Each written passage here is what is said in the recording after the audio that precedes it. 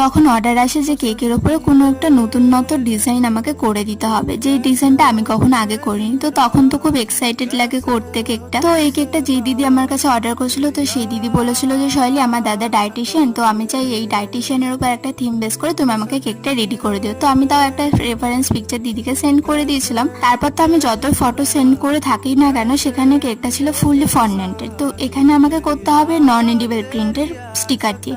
এবারে আমি কিভাবে কেকটা নামাবো, ফার্স্ট একটু ঘাবড়েই যাচ্ছিলাম। তো তারপর তো আমি নিজের মতো করে আস্তে আস্তে কেকটাকে সাজিয়ে, নিজের মনে সাজিয়ে কেকটাকে তো এভাবেই নামিয়েছি। কিছু হেলদি ফ্রুটস টপার অ্যাড করে দিয়েছিলাম। তারপর তো এখানে আমি অ্যাড করে দিয়েছিলাম সেমিফর্নেটেড ডায়েটিশিয়ান একটা মেটেরিয়াল, আর স্প্রিঙ্কেল হিসেবে অ্যাড করে দিয়েছিলাম ছোট ছোট কয়েকটা ফ্রুটস।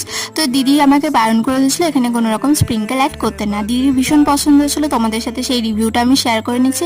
আর আজকের ডেকোরেশনটা যদি কিছু ভালো লেগে থাকে, please do like, comment, share and subscribe. দেখা হবে নতুন কোনো ভিডিও নিয়ে।